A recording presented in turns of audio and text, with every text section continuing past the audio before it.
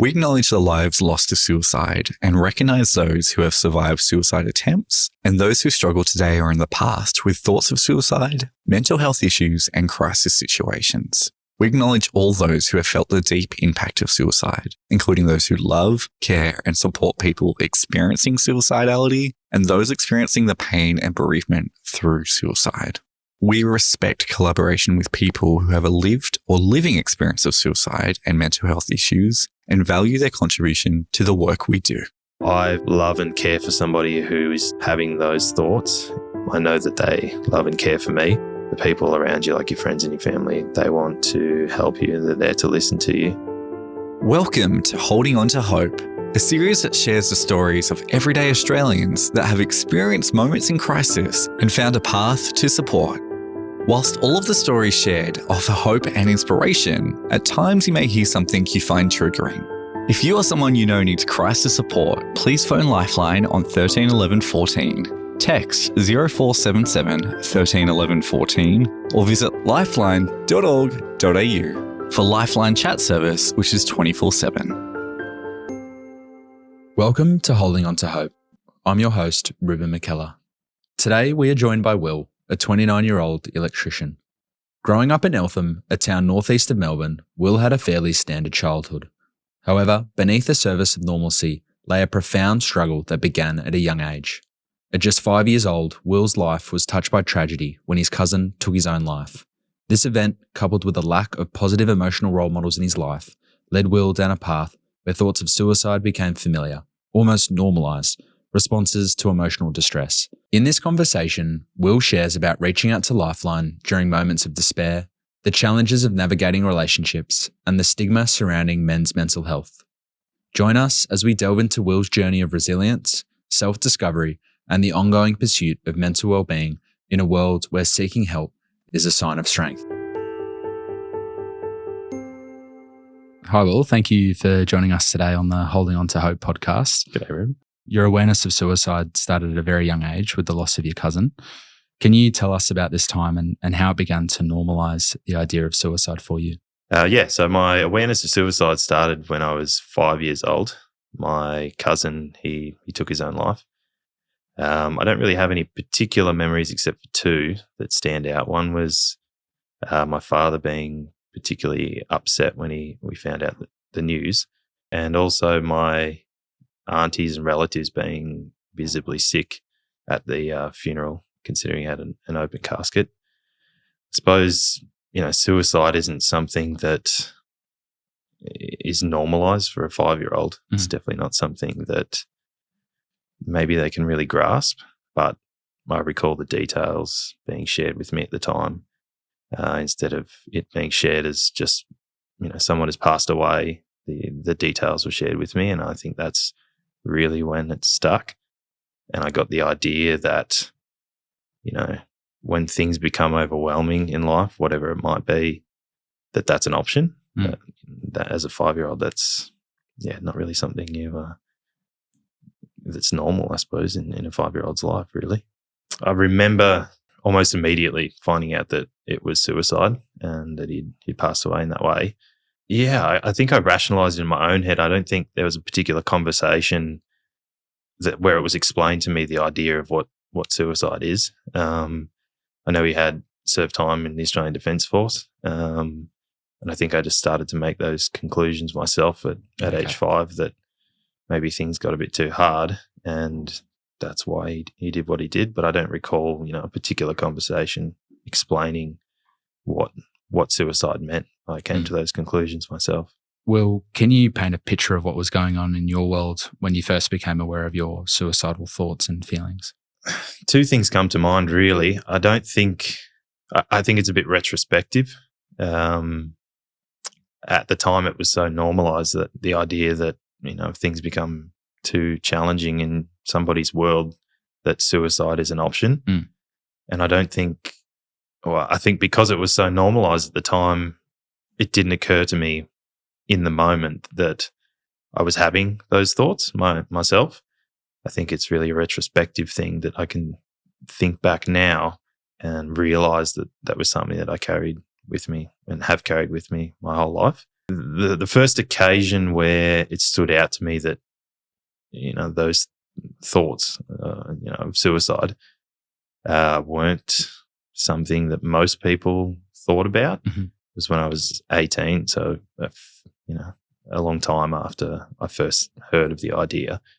And I remember being overwhelmed or distressed by something and telling my girlfriend at the time that I felt like killing myself. And obviously she was quite upset by that, by hearing her boyfriend say that. But to me, I felt a bit odd that she had such a reaction, because to me it was something just so normal.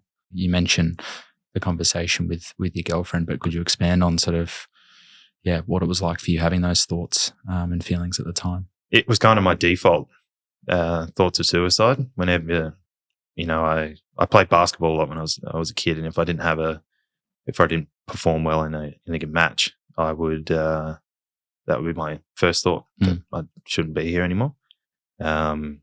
So it was certainly a default. Any sadness, feeling stressed or overwhelmed with school, that was the default, that I wasn't good enough and that I didn't need to be here anymore. There was no point of being here anymore. I think, retrospectively now, thinking everything was just kind of dull, really. I didn't feel emotions fully. Everything was just kind of dull, and that was always there in the background. Could you share how these feelings of suicidality affected your relationships, work, or other aspects of your everyday routine? I guess what I've alluded to so far is that a lot of my interpretation of it all is hindsight. Because at the time it was so normal to me, I don't think I realised what the effects were. But thinking back now, being so subdued, I think in my emotional experience impacted, every aspect of my life. Really to the point where I would kind of give up with things. As soon as I felt like I wasn't good enough or wasn't performing and those thoughts of suicide took over, I kind of shut down. Obviously being emotionally available to partners, that disappeared. Because I was kind of just trapped in my own thoughts.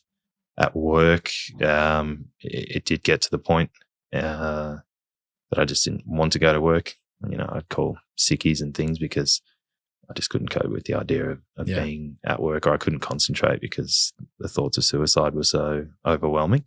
Yeah, but like I said, that's all hindsight now that I've been able to take a bit more control of my mental health, mental well-being.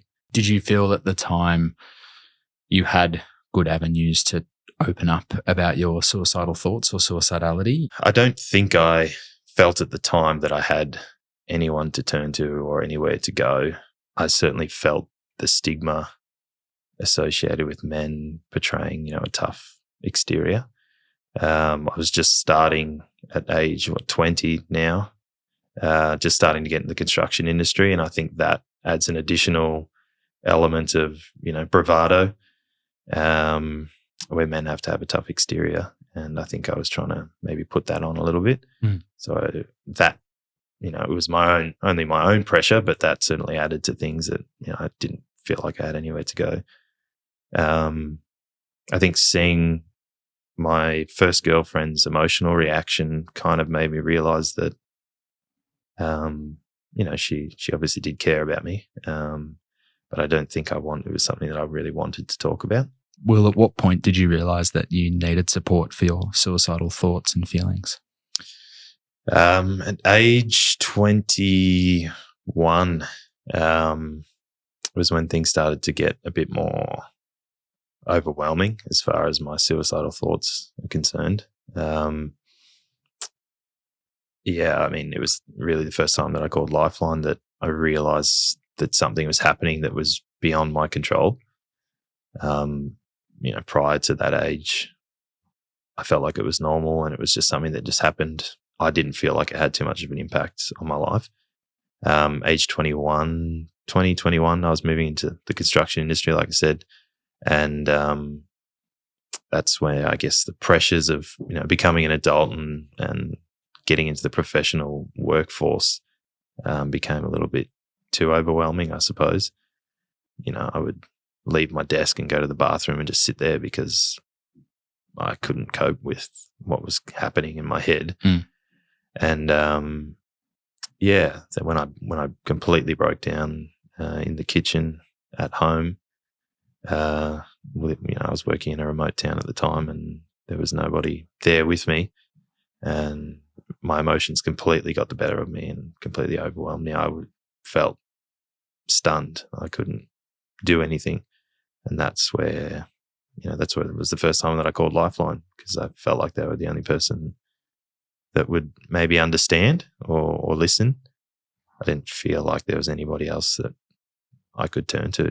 Well, can you tell us a bit about what led you to call Lifeline both times, and what was your experience like? I was working in Katherine, which is a remote part of the Northern Territory, on a construction project there. And I was living with one of my colleagues in a sort of work-provided share house, I suppose, and he'd gone home for the weekend. And so I was there by myself. I remember one night I'd cooked dinner and had dinner, and I remember washing the dishes and feeling so hopeless. And I remember crying, uncontrollably crying, and it was probably something that I didn't do particularly often, so it stood out to me as being a bit unusual. And I remember having just thoughts of particularly my mother, what would she think of me if she was a fly on the wall? What would she think of her son feeling hopeless? And that really set me off, I think, as far as just not being able to control my emotions. And so I called Lifeline. It certainly calmed things down, and that was kind of, really the first experience. The second experience, I was prompted to call Lifeline by a girlfriend at the time. She encouraged me to do so, I think, because she also felt quite overwhelmed by the situation. I remember that conversation also bringing, obviously, comfort to my girlfriend at the time, because I was becoming a bit more relaxed, and that made her feel more relaxed. So it was a really positive experience. We hope you're enjoying this episode. Lifeline's new support toolkit makes it easier to care for family, friends, and loved ones, and look after yourself along the way. Visit us at toolkit.lifeline.org.au. Now, back to the episode. What would you say was your biggest hurdle or challenge in taking that critical first step towards getting help? It's hard to say what the biggest one was, but the two that come to mind, one is the stigma. Like I mentioned, working in the construction industry, we all think that we're invincible and that we need to be invincible. And so I definitely felt the pressure that I shouldn't reach out, for help if I need it. And the other hurdle was obviously not feeling like that I had somebody to talk to. I didn't feel like, there was a particular friend to lean on or a family member. Those were the two, biggest hurdles that I found in reaching out. Will, how did you go about finding the support you needed when dealing with suicidality, and what resources or methods were most beneficial for you? Well, the first resource was to go and see a psychologist. That was prompted through the same girlfriend that I had at the time when we shared the Lifeline call, I suppose you could say. She felt like she couldn't be the solution, and I felt like that's not her responsibility either. And so she said, you need to go and see somebody. And so, I called up, or went to the GP and got a referral for a psychologist. And that was probably the most impactful resource that I've had in my mental health journey, mainly because I think it was really my emotional education, which, started when I was 25, 26 years old. It was almost like relearning, what does this mean? What does happiness mean? What does sadness? What does that look like? What does that feel like? I could learn to identify the emotions, and in that way they didn't become so overwhelming. Did you feel that you could be open with work about what you were going through? It was still very much your own journey. How was that like? I still felt like it was a very taboo topic at the time. I was really embarrassed actually to go and see a psychologist. I remember I would purposely pick the latest appointment that she had so that it was dark at the time, for the main reason that I didn't want to be seen walking into the psychologist's clinic. I remember parking my car blocks away and walking for the same reason. I didn't want my car to be seen in front of the psychologist's office. I don't think I really disclosed any of that until a few years later, to an employer anyway. What specific actions did you implement or even habits did you develop to cope with suicidal thoughts or emotions? I remember the first kind of strategy that my psychologist asked me to implement was setting a timer on my watch for every hour to stop for 30 seconds and take deep breaths. That was the first thing. I was kind of a bit skeptical at first. I'd never done breathing exercises or meditation of any kind, but it certainly helped. I was in the middle of a day. At the time, I was running a small crew on the construction site, and it helped just for stress management. And I could see the immediate effects of helping me, at that exact moment where I took a 30-second break and did some deep breathing. And then, I slowly started to see the benefits from a broader sense, in that by eliminating or putting out spot fires, I suppose, at the time, that would help in a broader sense. These days, it's almost moments of kind of old man contemplation that really help with my mental health. I like to reflect on how my days go, or really reflect on my behavior with a particular stimulus. I like to reflect after the moment and think, well, why did I behave that way? Or why did that impact me in a certain way? And exercise too is a massive thing. Starting your day with exercise, gives me a sense of kind of completion for the day. I've done what I need to do for myself, and the rest is a bonus kind of thing after that. Well, looking back at your journey, what are some valuable insights or lessons you've learned about yourself and your mental health? Yeah, I think a big insight that I've learned is that I'm a bit more fragile than the persona that I've tried to put on for most of my life, as being invincible and I guess falling into the stigma that men don't need help or they shouldn't need help. And I become okay with that. If I need more rest, I take more rest. If I need more sleep, then I take more sleep. If whatever it might be, I think being a bit more accommodating to what I actually need versus what I think I should need.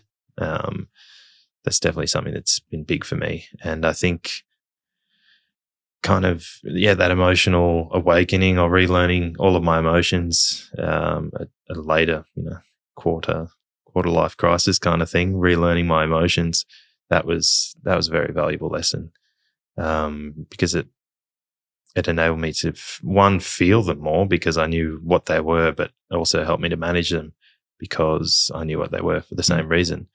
They kind of lost the more negative emotions. Not to say that they're not valuable too, but they didn't become so overwhelming. I knew what they were. I could listen to them, and if it's something like fear, I could realize why I was feeling that, and maybe it was a fearful situation, and I needed to get out of there or whatever it was. But that's probably been the most valuable lesson, is relearning the bare basics of what emotions are and what they feel like. Will, how are you doing now? And have you gained a better understanding of your triggers for suicidal thoughts? I'm fairly realistic with my own mental health journey, and realize that going to see a psychologist once isn't going to fix me for the rest of my life. So, I'm okay with it being an ongoing journey, and there's obviously ups and downs that come with that. But overall, I'm much better. And I say that mainly because now I know about it, I can do something about it. In the past, it was just so normalised that suicide ideation was there in the background. It was something that I thought about all the time. But now that I'm aware of how it impacts my life and impacts relationships and work and everything else that I do, I'm all the better for knowing I think there's probably a bit of a cycle that my friends have seen in my exercise regime. When I feel like things aren't going so well, I kind of ramp that up, and that becomes a bit more of a focus in my life. And then when things are good, I'm probably eating a bit too much, more than I should be, and not exercising as much. But even just smaller strategies like spending time doing a bit more things that I would consider wholesome, like reading a book and those kinds of things, instead of spending time on technology.